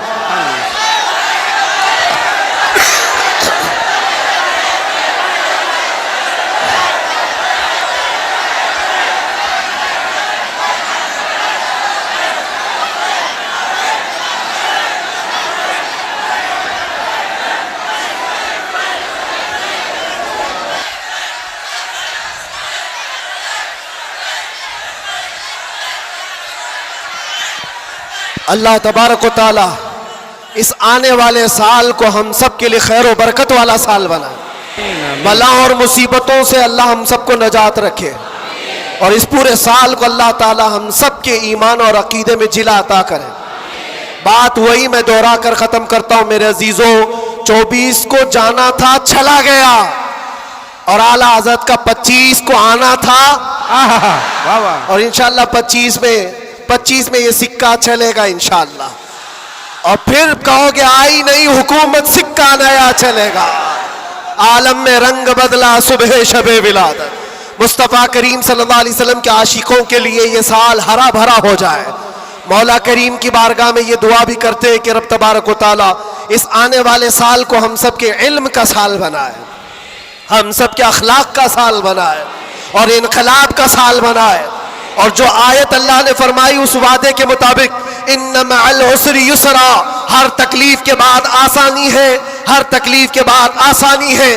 मौला जो जो तकलीफें अब तक हमको आई थी, अब आसानियों में तो हम सबको ईमान अता फरमा, आसानियों में हमें कदम रसूल की दौलत अता फरमा। और बस इतनी दुआ करो मेरे अजीजों, जब हमारे जाने का वक्त आए तो रब तबारक व तआला हम सब पर इतना एहसान करे कि इस कायनात में हर रंगो बू को देख लिया, सूंघ लिया, हर शक्ल सूरत को देख लिया और पहचान लिया।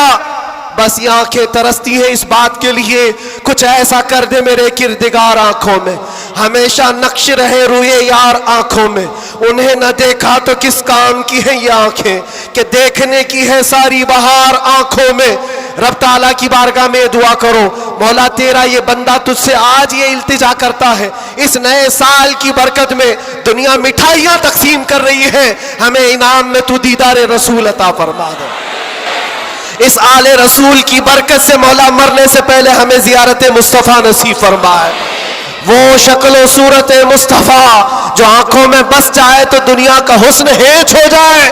मौला करीम हमको उस हुस्न का परस्तार बनाए, उस हुस्न का आशिक बनाए। अजीज़ा ने गिराम वक़ार, आखिरी बातें ये, ख़ास तौर पर ये नए साल की जो रात है, जा कर के यहाँ से कोई अय्याशी के अड्डे पर नहीं जाना, कभी कोई गुनाहों की तरफ ना जाए, वरना तुम्हारी ये सारी महफिल फजूल है। तुमने साल का आखिर भी अल्लाह के जिक्र में बनाया है और साल का शुरू भी अल्लाह के जिक्र में है। 12 से पहले भी अल्लाह का जिक्र कर रहे थे, 12 के बाद भी तुमने साल का आखिर भी महफिल रसूल में गुजारा, साल की इब्तिदा भी महफिल रसूल में गुजारी। और हो सके तो कल रोजा रख लेना, जिसको ताकत हो रख लेना, नफल है, ताकि साल की इब्तिदा अल्लाह के इस रोजे से हो और अल्लाह करीम उस रोजे की बरकत से हम सबका पूरा साल अच्छा करे। यहां से कोई अड्डों पर तो नहीं जाएगा इंशाअल्लाह, कोई अगर जा भी रहा हो तो उसको रोक लेना।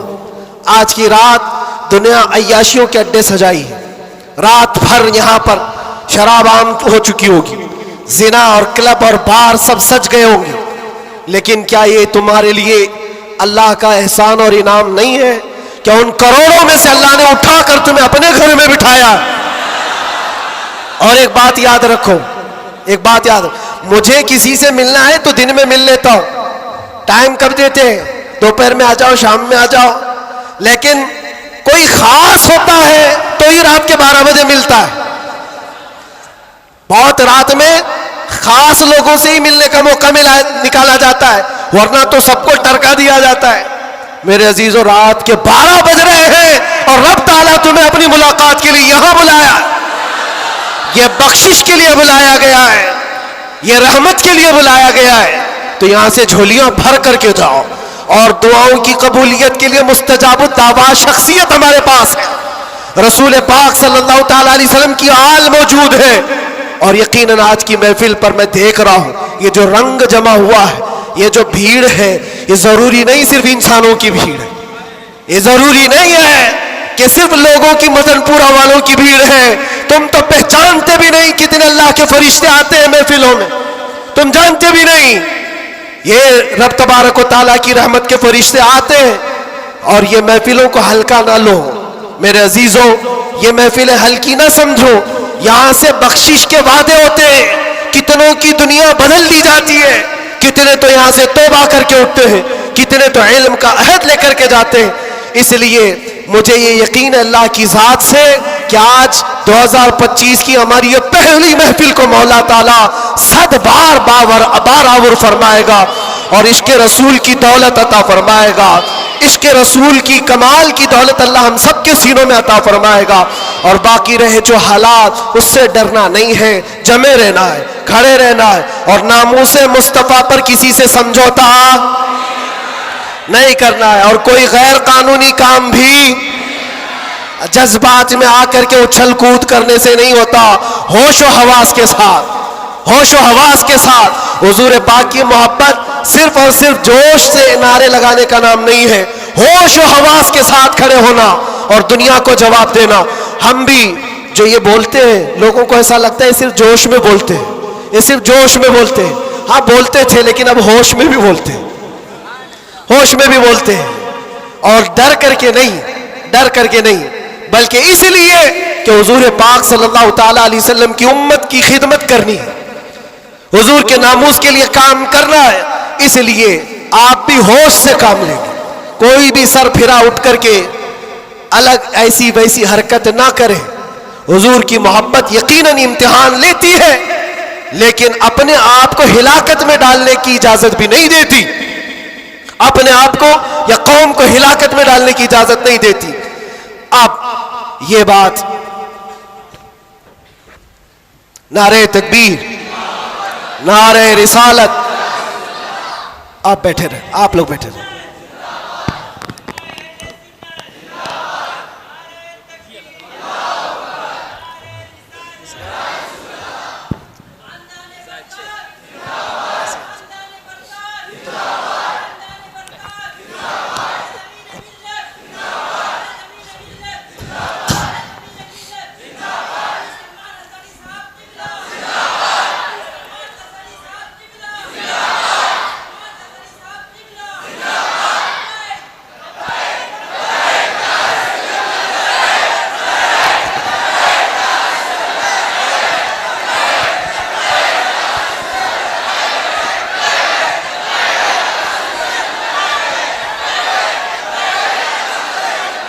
तवज्जो मेरे अजीजों, हमारी महफिल में अब आमद हो चुकी उस्ताजुल असातिज़ा, फ़ख्रुल अमासिल, हजारों